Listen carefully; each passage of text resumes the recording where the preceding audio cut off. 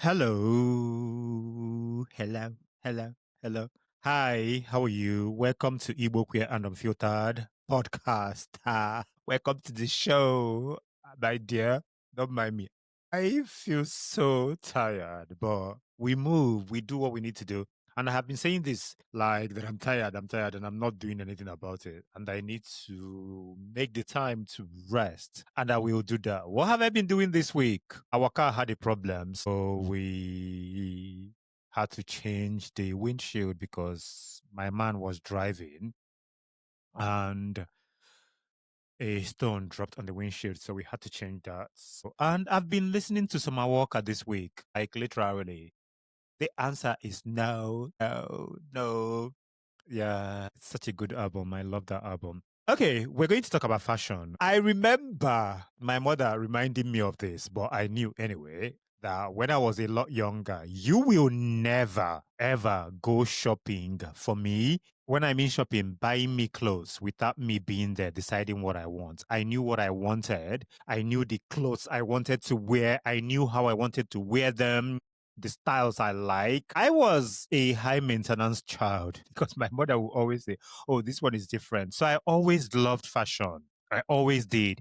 When I was at University of Maiduguri, even prior to that, when I wasn't able to like buy things that I liked, thrifting was my bag. If you know Kano State, so I grew up in Kano and I went to secondary school in Enugu. So there's this place in Kano called Kofawambe. You go there to buy okrika. That's what we call it, thrifting. You buy all the good things. And I will go and select the best. Even when I now got to Abuja as well, when I was living with my sister in Abuja, I used to go to Wuse Market. Not Wuse Market. New Market is called. Sorry. New Market. And there's this particular guys who sold secondhand clothes and they selected the best. So you go in there and you pick the things that you want. My dear, whenever I turn up at University of Maiduguri with my clothes and how I dress, people would think I have plenty of money, but I just knew what to buy. I knew how to combine them. I knew what I loved.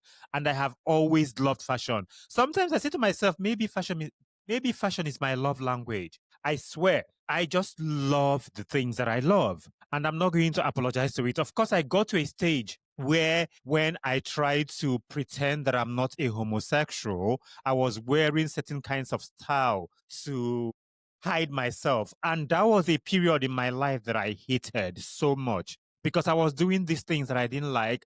I just did not do the things that I did, that I've always done, because I started to internalize some of the nonsense that some of the older people in my life were saying, and I picked those things up. But now, absolutely not. I am going to dress how I feel, wear what I want, because that is my language and it is who I am.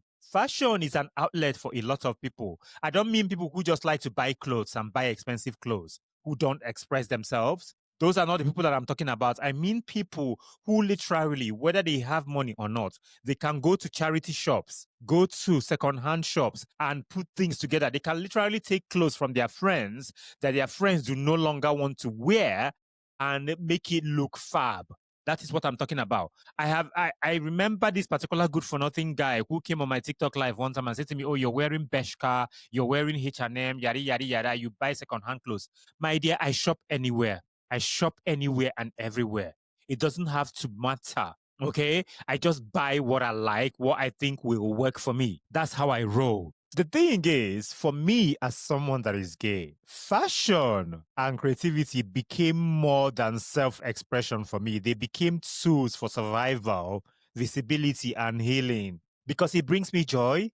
It brings me comfort. It brings me happiness. It makes me feel freaking good. I was saying this to my man one time. I said to him, "Do you think it's weird that whenever I wear clothes, I just feel so good? Whenever I dress up and wear clothes that I like, I style myself, I feel so happy. Like I'll be feeling myself. I love it. I have always loved it. As a student, despite the fact that the money that I was given at the time was not enough, I always budgeted for the clothes I wanted. I will say, oh, this is the amount I'm going to use for clothes, and this is the amount for food. I always did that. And I continue to do that up until today, no matter what, even if it is not something that is the best when it comes to price, I will go to a secondhand shop and get it. Why not? All you have to do is wash it and dry clean it and make it look good and make it work for you. Sometimes it can be something that is not your size, and you take it to a tailor to make them fit perfectly. Fashion has given me language when I'm not able to express myself. When I was unable to say anything, I just expressed myself through the things that I like, and it made me feel good. And I feel like a lot of us queer people, especially queer people of African descent, queer people from Africa, we need to learn how to express ourselves. Because when you express yourself and you are creative, it doesn't have to be only fashion. It will allow you to be courageous and be yourself. Have you ever heard that? When you dress well, you feel amazing, you feel wonderful, you feel like you can conquer the world. That is why some women who love, say, for instance, makeup, and gay men as well, who love things like that, when they wear that and they look good, it gives them confidence and happiness and courage.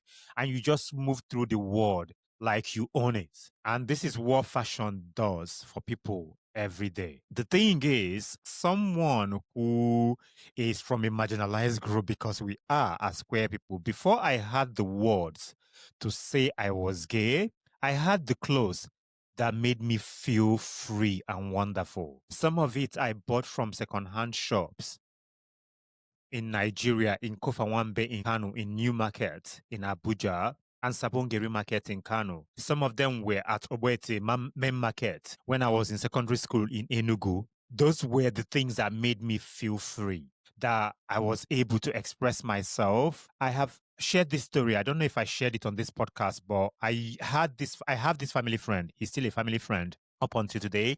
He went to Italy when I was a lot younger and bought Italian shoes, sandals, and things like this. And at the time, an Italian sandal was 250 pounds. And this was when I was in secondary school. At the time, Nigerian Naira had some value. For you to buy a shoe or whatever that is about 250 pounds, that means you are bougie. Well, did I say 250 pounds? No, 250 Naira. My apologies. That means you are bougie and you are the vibes. And he gave me one of these sandals, brown. Oh my God. I turned up at school. I was in junior secondary school. It was my second year. So I was a JS2 student at the time. Everyone was looking at my sandals. Charles, where did you get it from, Charlie? Where did you buy it from? They were just asking me. Everyone was enamored. They just were in love with it because they knew the quality and how much it was sold for. And it was just a sandal that I used until I got to SS2 and my feet became bigger. So I had to get something else. So I was expressing myself. I remember we call it mufti. Muftis in my school. I don't know if this is the right word. So we had our uniforms that we wear in school. Then you have your day uniforms as well. My day uniform at the time was yellow and brown for the school. And we had our muftis. So sometimes we will sneak out of school and get into town and you wear your mufti. I will dress up. I will do the things. I had this nice haircut. I was expressing myself because that was my word. That was the things that made me feel free and amazing. I found refuge in my clothes, in the colors that it brought to me, the texture. Because the thing is, growing up as an Igbo gay man, gay child, I will say, expectations around masculinity and presentation was for you to look a certain way, for you to act a certain way, dress a certain way, speak a certain way, and be all macho. And sometimes this is not what we all aspire to. Of course, I wasn't extremely like flamboyant, but I just wanted to express myself in the best way possible that makes me feel amazing. And in most cases, that was not something that I was allowed to do. Even at school, sometimes when you do certain things, you will see some boys say, "Oh, why are you doing that? Don't dress like that. Don't do that." And it's literally not their place for them to tell you how you should act, how you should behave, the things you should wear, and things like this. And this is something that continues to happen to a lot of queer younger people and adults as well. And this is why representation and visibility matters a lot. The first time I wore something that really, really made me feel like $1,000,000, I still have the picture of that. I was really, really young. I was in primary school and I will never forget that. Maybe I was like 7 or 8, but I still remember vividly what it was. And I have said this so many times. So there's this man that was my mother's customer, and he's like a family friend, and his girlfriend liked me, and he traveled to, I don't know where he traveled to, but he went outside of Nigeria a lot, and he got these jeans. It was a denim pants, little denim pants. It was from Jodash, and gave me these denim pants. And then my mom took me to the market with my sisters. We went shopping, and I got this shirt. And then my older sister took me to the market to buy this shoe. I wanted this boot. It was like a cowboy boot and had a chain and a metal gun and this clear pouch next to it. And then you put this metal gun in it. And this brown boot was so good. And then there was this other loafers, red with tassels, that I had as well. I took pictures with the one with the tassel and the denim pant, and I folded it. I have this picture. I have this picture with three of my sisters that I took. And that was the first time I felt so good. I tucked in, I looked really, really cute. And I always look at that young child. I look at him and I say to myself, what happened to you? That you got to 18, you become a teenager and you just went back into yourself because society told you that you shouldn't express yourself. You should not be yourself. And that child, I am speaking for that child today, and I am speaking for every other child that was not able to speak for themselves, that is not able to speak for themselves today, that wanted to express themselves and that are not able to. Of course, my sisters were always okay with what I did and how I dressed and the things I did. But certain people did not allow me to shine. They didn't really speak it all the time, but their behaviors and their actions made me went back into my shelf. I went back into my shelf a lot. In as much as I was a very, very happy child and was loud, was friendly, was doing the things, and I had my ways with my mother most of the times because she gave me whatever I wanted within reason. But yes, I always remember that. I also remember, and I don't want to be talking about this, my brother, but that was one of the only things he did that was nice that I remember when he was a student in America. He got me this yellow track suit that was from the school, but it was for kids. It was yellow and had University of Arkansas Pine Bluff on it. It was yellow. I will never forget. And I had this brown shoe. I didn't have trainers to wear it, but I wore it. And I always remember this because it made me feel so amazing. It was so good. There's so many of them. When I was in junior secondary school, I was in my third year as well. I had these brown loafers that was tassels as well. And I had the jeans. They called these denim pants used. That was the brand. And they had like, it was ripped everywhere. And I wore that with this ripped jeans and this blue top. And I had a fight with a friend I had at the time that wanted to wear them. I gave it to him and he didn't want to give it back to me. Those are the things that made me feel so good. So me loving fashion was not something that started today. I know I went off on a tangent here, but I was just reminiscing and remember the things that made me feel good. And I want you, if you are listening to this episode today, to always remember that you are wonderful. Express yourself in the best way possible, be it through fashion, through your art, through creativity, whatever it is that you love. Express yourself so that you don't have any regrets tomorrow. The thing is for queer people of African descent, for queer Africans, creativity in some cases is a form of protest. It is how we stay visible without saying a word. And this is why I encourage all of us queer people, post something on social media, no matter how little. Post it. Pictures, express yourself, just post it. No matter how little. You don't have to tell anybody that you are queer. Just be creative because it is a form of protest for us.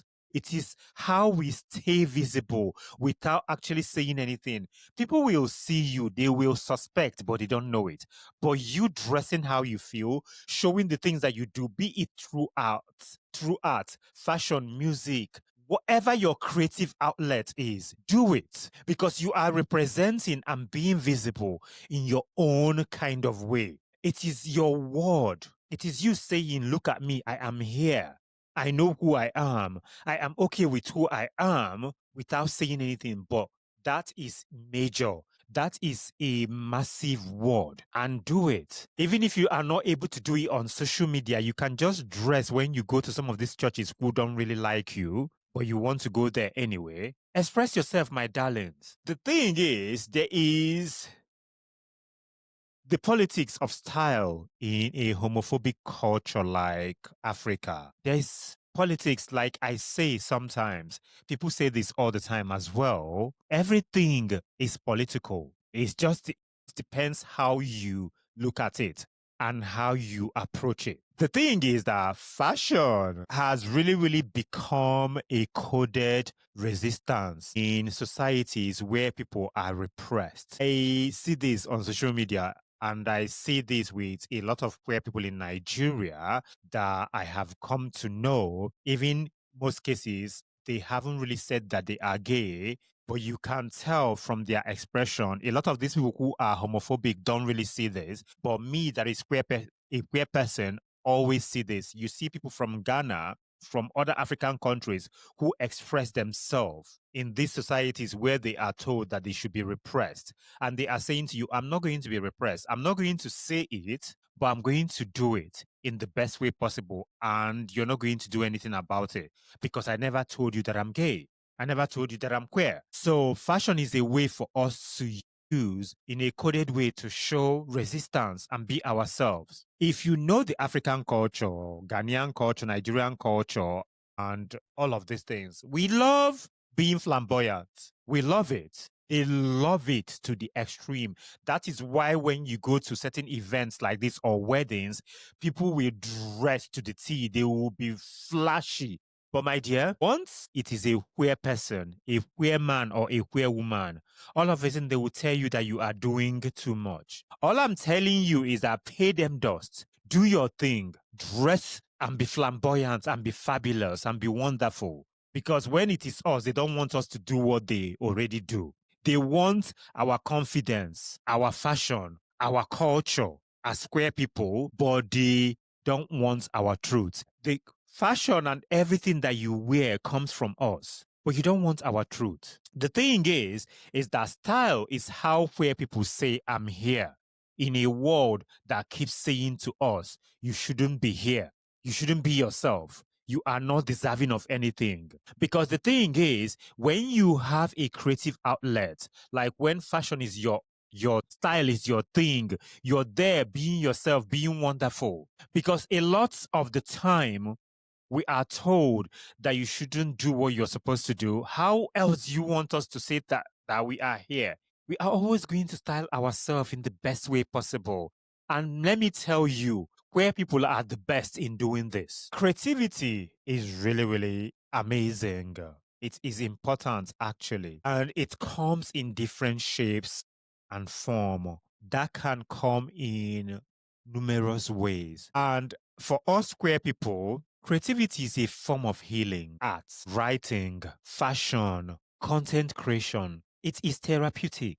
We use it as our outlet. It can be a form of saying to yourself, let me just do this. Let me draw something. Let me style myself. Because let me tell you, this can be a form of therapy for some people where they just get things out. Let's, for instance, you are stressed and you are someone that loves to draw. You get something and you doodle on that. You draw something, you make yourself feel good. And I'm not gonna lie, fashion is something that I love. It makes me feel good. Do you know sometimes I do this a lot actually? I've gone window shopping when I have no money to buy anything. I do this a lot in Manchester. I will go into Selfridges. I will go into Harvey Nichols. I will go into Paul Smith. I will go into Reed's. I will go on King Street and go to Clark's Originals.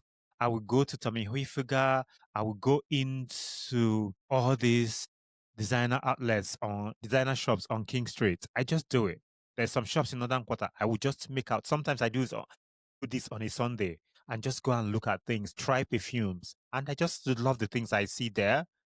And then whenever I'm ready, I will buy something. If I don't buy, I don't buy because I love that. I love seeing new styles. Sometimes I just go on YouTube, on TikTok, on Instagram, and watch things that that has to do with fashion. I read fashion blogs. I watch fashion contents, fashion YouTubers, fashion creators. I follow them because that is what makes me feel good. The thing is that people should understand that we as queer people building our personal style will really help you reclaim your whole being, your body, and your story. Style yourself how you feel. What makes you feel amazing? Gravitate towards style and fashion that you like on other people. If you like it on other people, it's probably maybe that's something you like.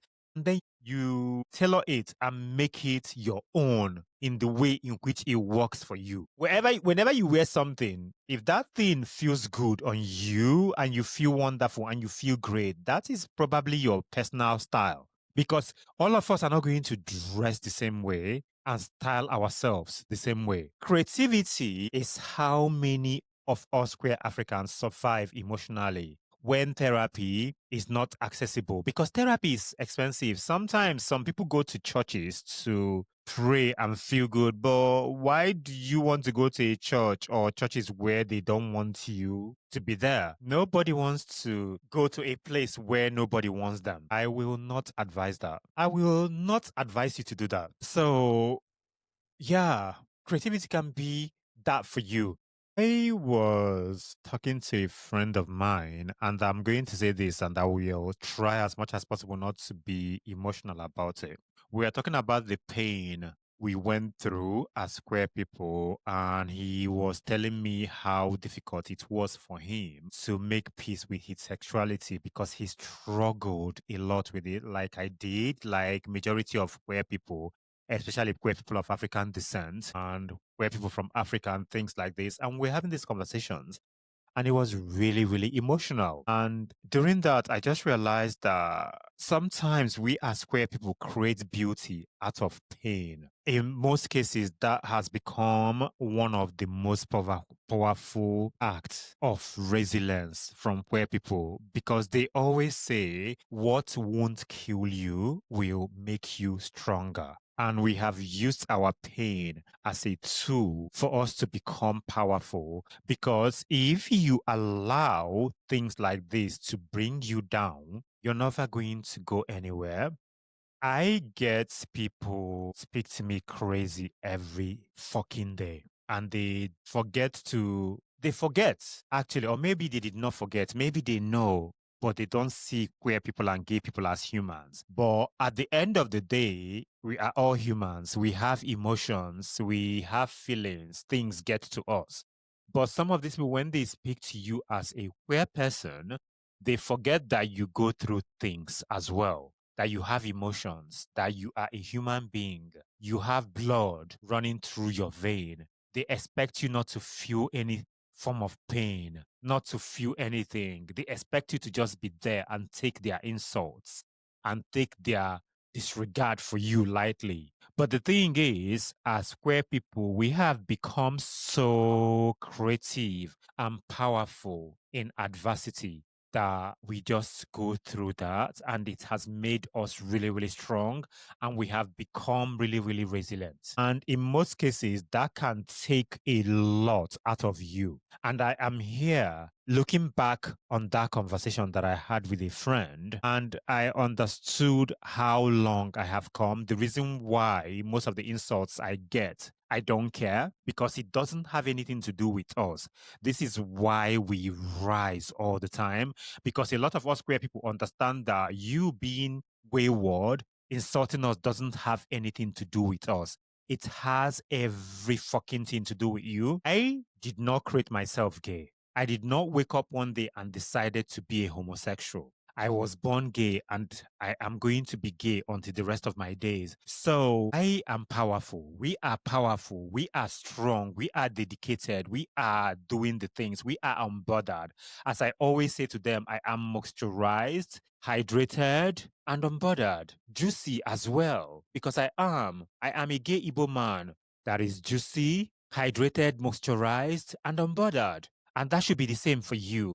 Use whatever they are telling you to your advantage, because at the end of the day, you are created to be powerful, amazing, and doing the things. My dear, fashion is visibility and legacy. Let me tell you, the clothes you have worn, the style you have served, the content you have given to us, and your self-presentation inspire other queer people, inspire other queer Africans. I do my things. I am here. I am doing this podcast. I have a newsletter. I have a website. I am on TikTok. I am on Instagram. I am on Facebook. I am on Pinterest. I am on Snapchat.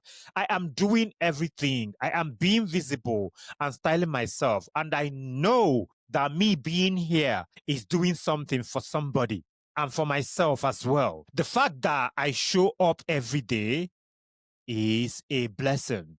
And you should show up for yourself every day. This is why I say that all of us queer people should do something, no matter how little it is. Even if you don't post on social media, just style yourself, look good, look amazing. Buy that lip gloss, lip balm, that fragrance, no matter how cheap, even if it's for 5 naira, even if you bought it from a local market somewhere in Ghana, just style yourself and look amazing. It means a lot to see a gay Igbo man like me living, thriving, stylish, and doing the things, because what it does is that it inspires a lot of us to be ourselves. Okay, we are not going to be hiding. Every outfit I wear is a statement.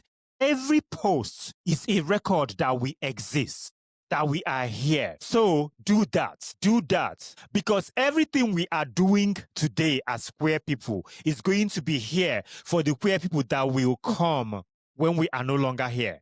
Because what we are creating is we are creating history in real time. We are doing the things. So my dear, go out and do it. I am going to leave this message to a lot of us queer people and a lot of us queer creatives. You don't need permission to shine. You do not need permission to shine. Don't wait for acceptance. Create your own space, your own runway. Do not wait for anybody to give you the opportunity to do whatever. Open a TikTok account. Open a YouTube channel. Open Instagram, a Facebook account. Do it. Don't wait for anybody to accept you. I know I have said this before. Acceptance is a lifetime thing. Continue to accept yourself. Do it yourself. Create your space. Okay? Creativity is not useless. It is our superpower. Do it. Do it. The thing I see every day is literally these people are trying to erase us. Our art, our style, our fashion is making that impossible. Look around you, everywhere in the world. Look around you. Look around you. Fashion, style, makeup, beauty, everything. Queer people, I want to make something clear. Our fashion, my fashion, is not just style. It is our survival, it is our memory, it is our protest. For every queer African listening to this, your creativity is valid. Your softness, your vibes, who you are is sacred. And your visibility is power. Continue to be visible. Continue to be yourself. Continue to do what needs to be done. I want to challenge all of you today. Wear your clothes. Write if you can. Design if you can. If you cannot do any of those, post something on social media this week.